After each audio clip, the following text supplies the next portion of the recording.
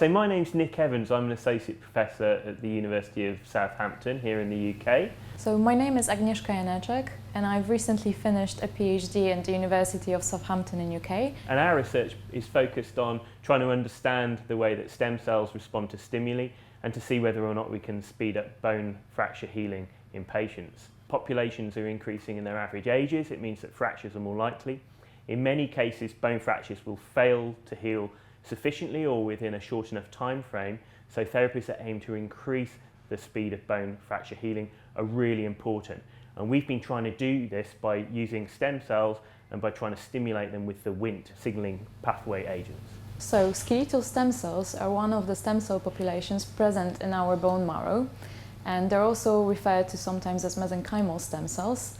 And these cells have the ability to form new bone tissue, and they're also responsible for healing fractures when a bone fracture occurs. For instance, if you have mutations which elevate Wnt signaling, you tend to get massive bone overgrowth. There are lots of genetic conditions which have that cause.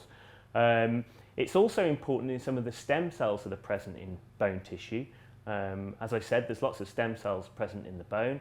And it's thought that it may regulate the proliferation of these cells or their differentiation.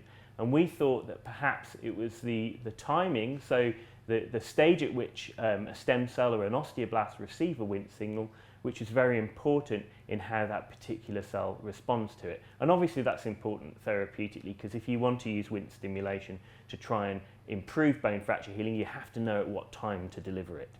So we work with the hypothesis that early transient stimulation of uncommitted cells could increase their proliferation and lead to their subsequent osteoblastic differentiation, whereas inappropriate stimulation could actually inhibit that process.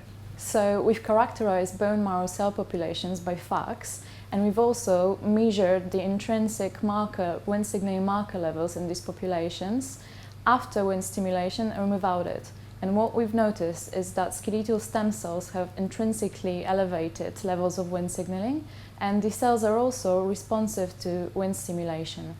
With the use of FACS and also colony forming assays, we've noticed that this transient stimulation of bone marrow isolates increased the population of skeletal stem cells and osteoprogenitors. With the use of qPCR and also measurement of protein expression characteristic for bone, as well as calcium deposition, we've noticed that this transient Wnt stimulation increased osteogenic differentiation of our stem and progenitor cells, whereas surprisingly, prolonged overstimulation abrogated this effect and osteogenic differentiation was inhibited.